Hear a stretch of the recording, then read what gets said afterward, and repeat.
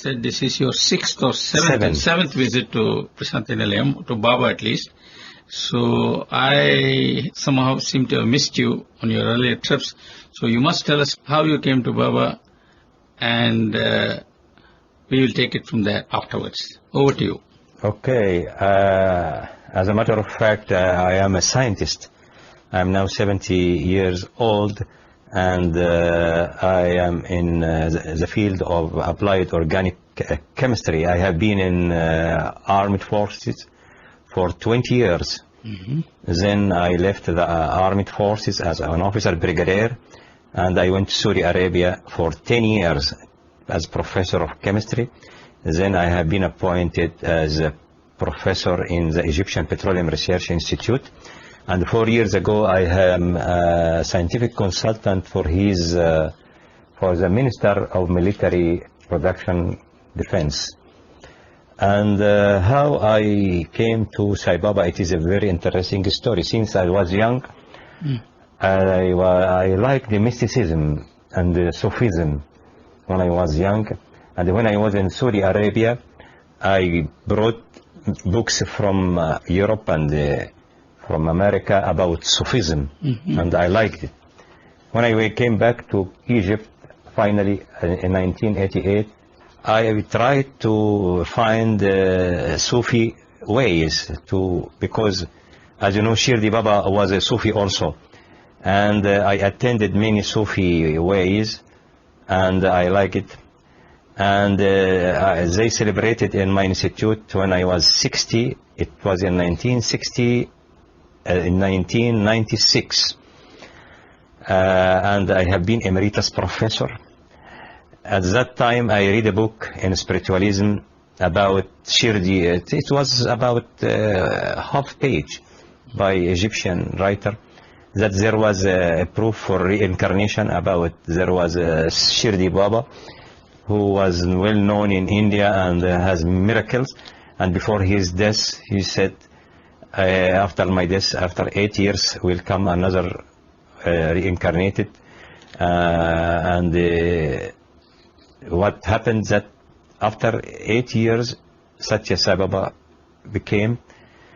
It attracted me. Then I forgot this book for 1 year. All of a sudden, I was interested in metaphysics, and I asked for some books from America. And I have a big catalog about spiritualism. One of the pages about Sai Baba, I remember where I have seen this name before. I remember I have seen it 1 year ago in a book, an Egyptian book. So I have seen about 40 books. I chose one book by Phyllis Kristal's The Ultimate Experience, and another also one for the Sai Baba as a holy man and psychiatrist, something like that. Yes, that was Sandwich. By Sandwich. After I received the two books and I read them, I felt very, very interested to see this personality. I went to the Indian culture attaché at that time, Dr. Ihsan Rahman in Cairo, and I asked him about Sai Baba. He said he died. I told him, are you sure he died? Yes, he died. You must be referring to Shirdi Baba. Yes, I tell you. Then he said to me, you can attend yoga courses here in our center. Okay, I attended the yoga course. Then the first course became an Indian teacher, Dr. Prabhakar. After getting the first lesson in yoga, he was just coming from India after vacation. I went to him. I said to him, Dr. Prabhakar, do you know Sai Baba? He looked at me and he said, what do you mean? There are two Sai Babas.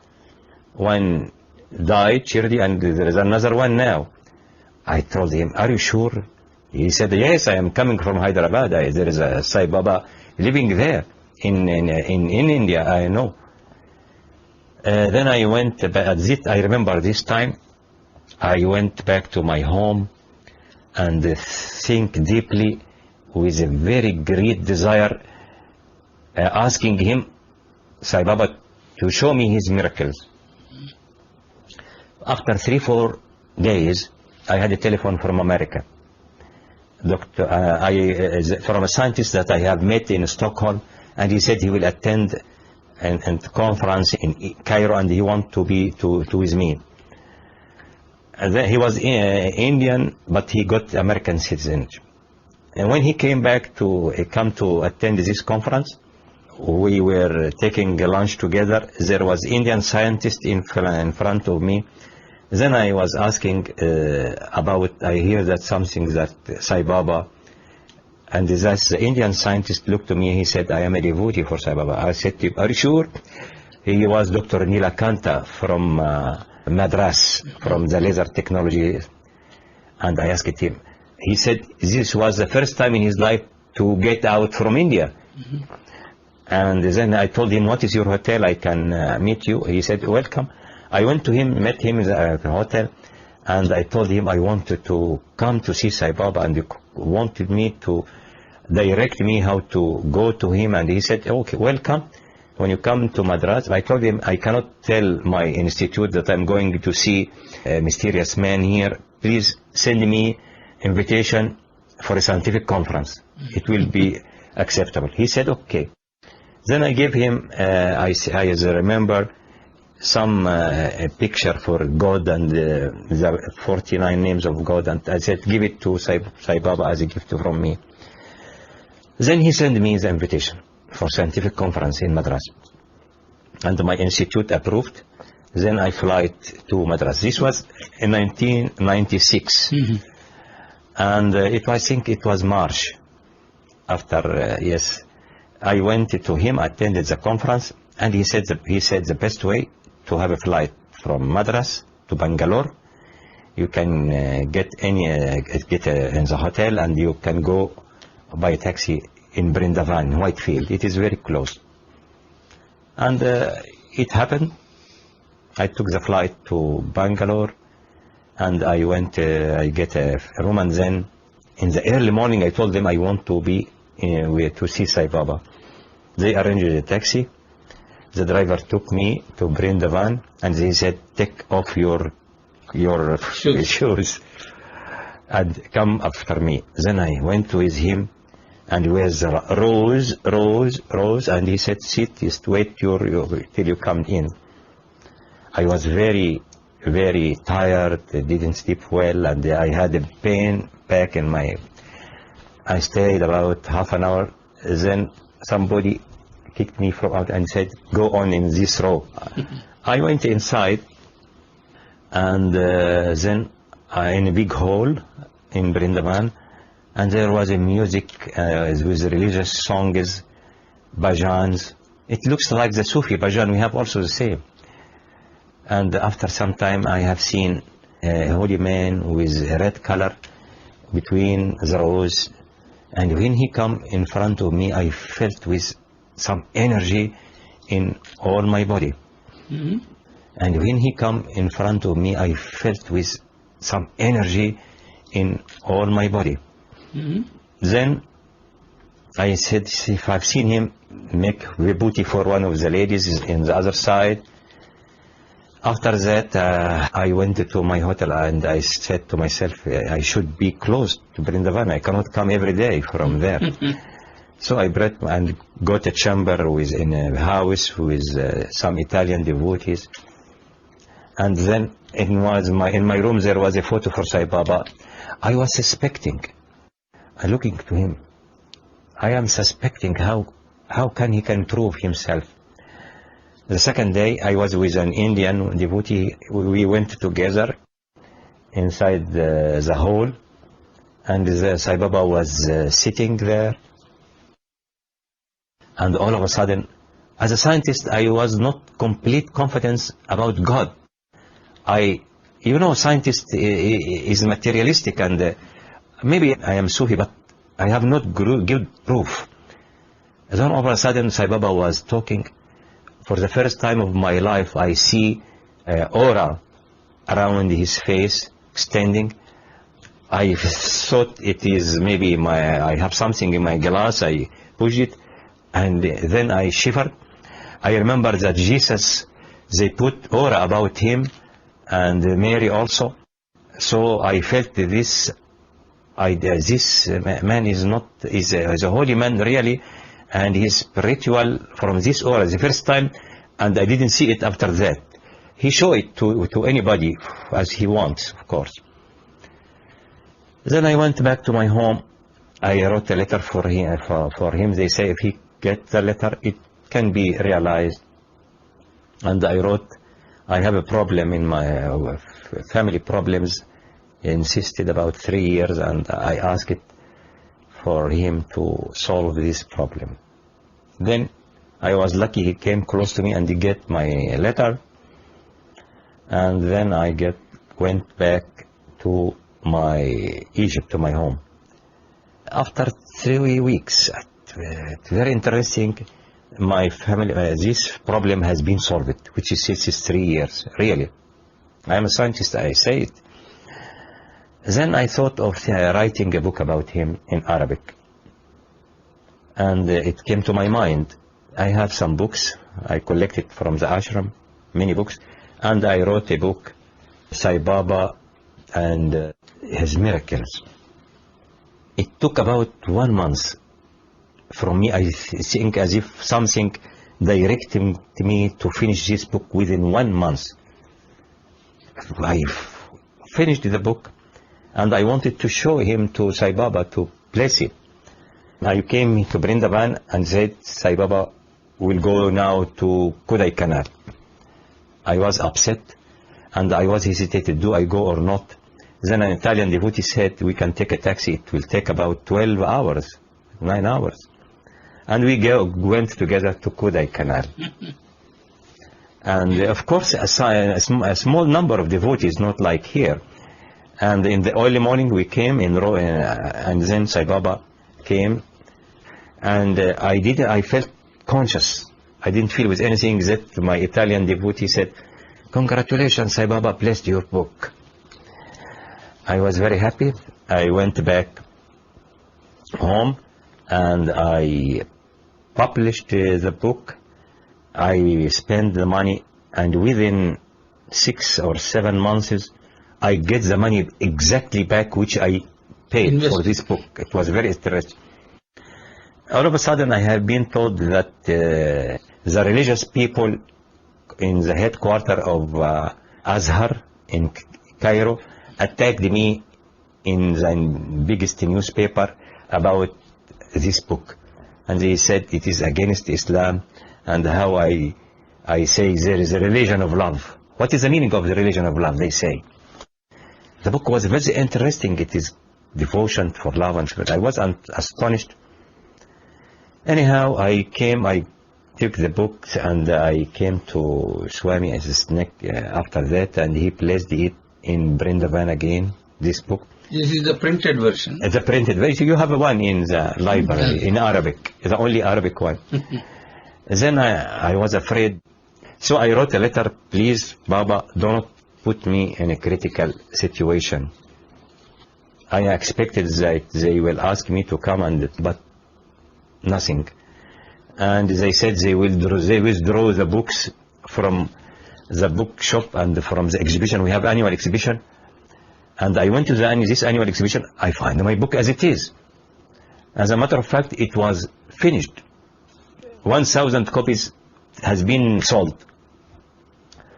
Then I came again, stayed 1 month. I was eager to have an interview with Sai Baba, but I was not successful. In the fourth time, I don't know how it was arranged with a professor of surgery in Alexandria.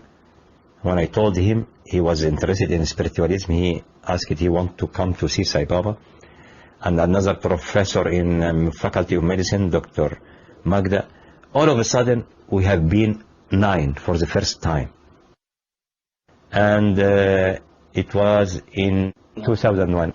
I went with a surgeonist, with his son and his daughter. They are big, per air flight, and the other group came with another flight. We came first, and we attended in Puttaparthi, and we attended to waiting for the darshan. Then Sai Baba came and didn't look to us, didn't take even any letters, and the man was very upset. The second day, the other group come. We became 9 now. We went in the early morning.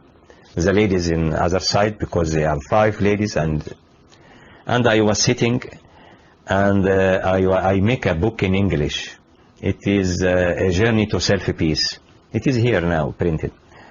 I put the book here, and Dr. Wadia, he's 80 years old, was a dentist, professor, and is the son of Dr. Nassar's surgery. And Sai Baba came, and then he come to my book and put his hand on my head and the book. And Dr. Wadia, he said, interview. And Dr. Sai Baba said, how many? I said, 9. He said, go. So I was very happy. And the ladies on the other side didn't believe that we are, but they come, and we all collected, and we came inside the room for his interview. He was like you. I was down here, the men and the ladies, and he looked to there was a Belgian lady and her husband, and he looked to the Belgian lady. I have seen him materialize in front of me. It is a short distance, a necklace for her, and give it to her after speaking to her.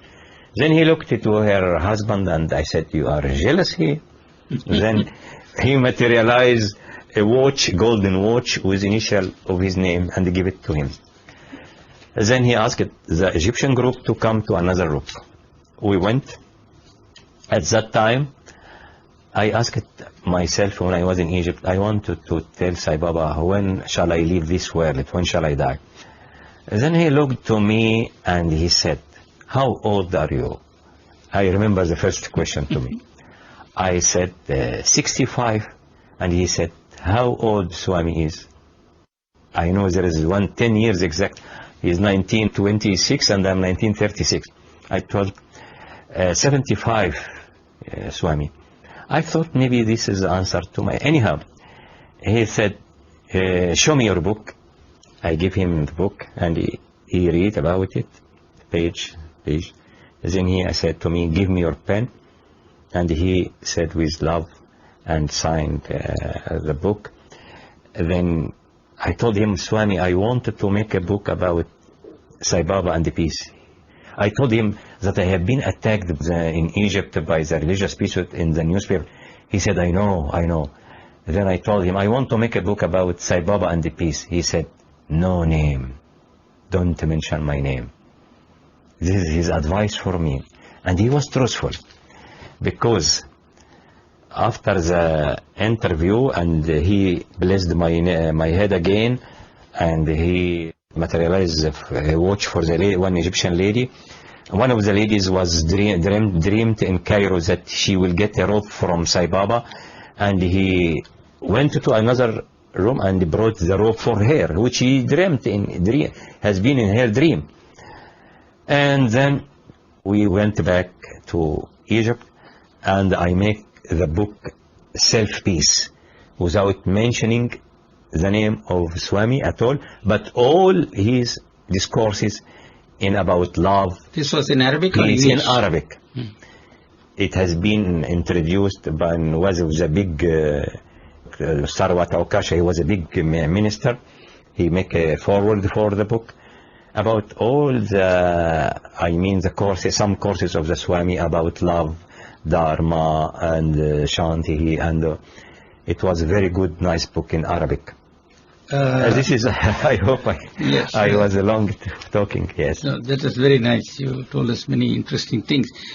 Just for your information, and maybe for the information of listeners, I would like to mention something that Swami told me many years ago, roughly around that period, 2000, no, not 2000, earlier than that, around 1997 or so, 8.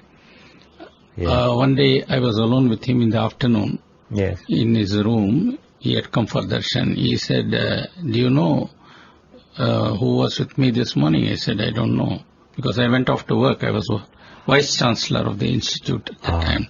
He said there was a group of Iranians, and they wanted me to teach one young boy about Gayatri Mantra and all that. I told them, no, there is no need for that.